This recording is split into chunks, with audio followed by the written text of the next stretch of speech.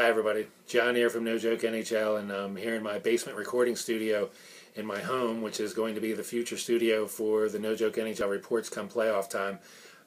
Those are my guitars in the background, and I've been playing for a long time. I'm going to be doing composing my own intro music and things like that, so definitely looking forward to rolling those better production videos out as promised, like I said, for the playoffs, and practicing with some lighting and whatnot today. This is Monday, 3/25. We have 7 games on the board tonight. So without further ado, let's get to those. 51-52, Toronto Maple Leafs and the Boston Bruins. The Bruins a prohibitive -200 favorite here to come back on the Leafs at +170. And, Boston should be a prohibitive favorite here, but, we went back and forth on these last week about, putting these in a money line parlay, or playing them straight, or taking a team even like this at -200 on the puck line, just so you don't have to lay juice to that extent. And my feeling on that is, when games end up like this, basically you don't have to make a play on every one on the board. And we had a few -200 losers last week. Montreal, one of them. And some off the top of my head, I can't think of another. But in one night, actually, we had 2 -200 losers. So, buyer beware if you're putting these into money line parlays. Really, at that price, I just completely lay off them. I really lay off every favorite.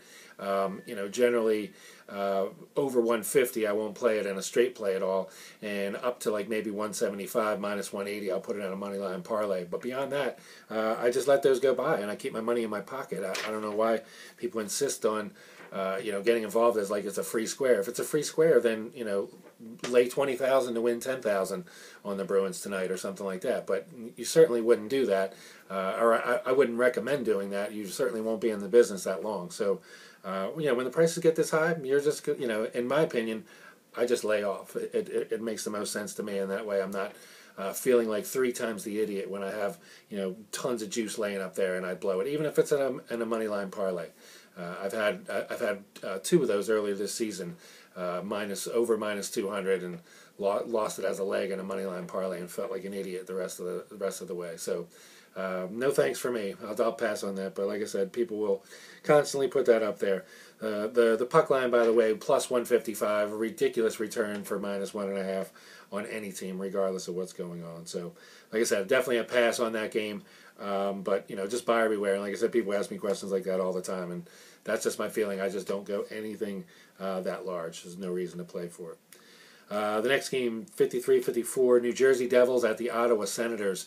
Devils now, after getting Brodeur back finally and getting a 2-game win streak under their belts, now they find out that Ilya Kovalchuk is going to be out 2 to 4 weeks. He had an MRI today. It confirmed that it wasn't any worse than that. So he's definitely going to be out 2 to 4 weeks, and that could be devastating to the New Jersey Devils, as Kovalchuk has played every minute of every power play, every minute of every penalty kill for them as well. He's logging like defenseman-type minutes for this New Jersey Devils team, and he will be sorely missed. So definitely taking the Ottawa Senators here tonight at home, that have found their sea legs a little bit. Their goaltending has been able to hold up, not as strong as Anderson, but they're going to have to come up with something because Anderson's not going to be there for a long time. And so the Senators actually putting together a little bit of decent play here, and I kind of think they're going to definitely take it to the New Jersey Devils tonight, who are going to, like I said, try to find their way without Kovalchuk. Devastating loss for them. Brodeur may be able to keep him in this, but I'm on the Senators here in a money line parlay with Chicago, and I'm also taking them on the puck line at a juicy +260. They're down to -240. I'm sorry, +240 on the puck line right now.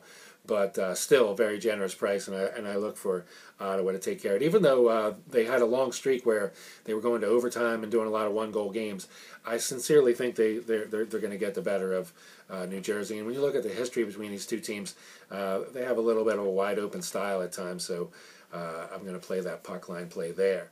Next game up, Kings at the Blackhawks, 55-56. And I really like the Blackhawks here. Kings, unfortunately, had 2, bad games at home in a row. Blackhawks have taken it to the Kings. They took it on opening day on their banner-raising ceremony at Staples Center. And they also beat them on home ice in Chicago, where they're playing tonight, in which they led 3-0, completely dominating the game, and let the Kings back in with 2 third-period goals and won the game 3-2. So no reason to think that the Blackhawks don't really have the Kings number. Kings are playing a little bit better, but the Hawks certainly have a hold of themselves.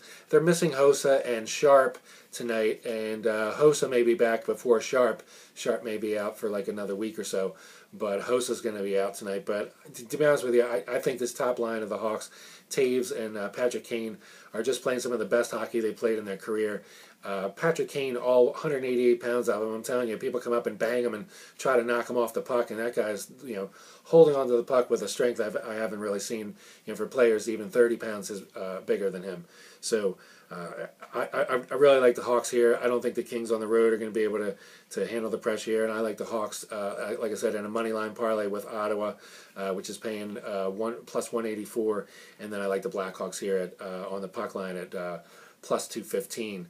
Minus 1.5. It's down to like 205 in some areas because, like I said, most of the money is coming in on Chicago here. Next game up, 57-58, Edmonton Oilers at the Nashville Predators. And no real feel for this game. They have the Predators as a minus 155 favorite. Predators playing a little bit better, but they can't really be counted on all the time. Edmonton could show up here. Depends on who shows up in goal. Dubnyk has been decent. He has been bad as well. So really I have no feel either way who's going to show up here and be the better team. It could be the Predators, but at minus 155, I'm certainly not going to play it as if they are. I mean, like I said, they may. So it's not worth it. And plus 135 comeback on the Oilers, not enough to get me to the window there.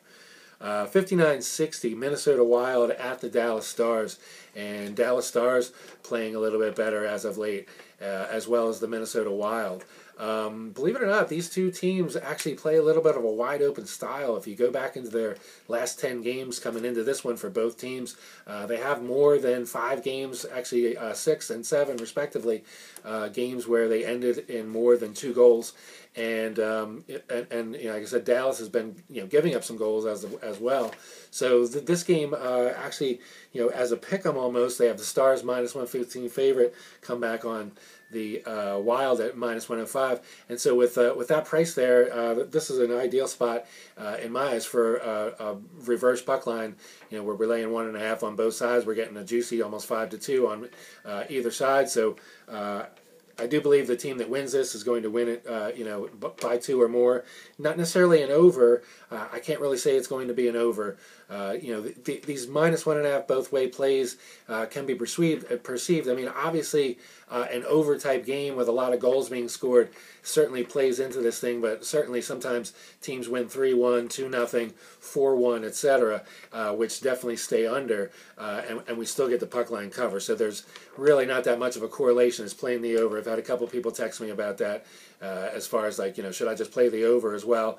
Sometimes it happens, sometimes it doesn't. But like I said, when you look at the history between these two teams, they seem to play a little bit more of a wide open style, and so that's what I'm looking for. I'm taking minus 1.5 both ways and hoping for a wide open game.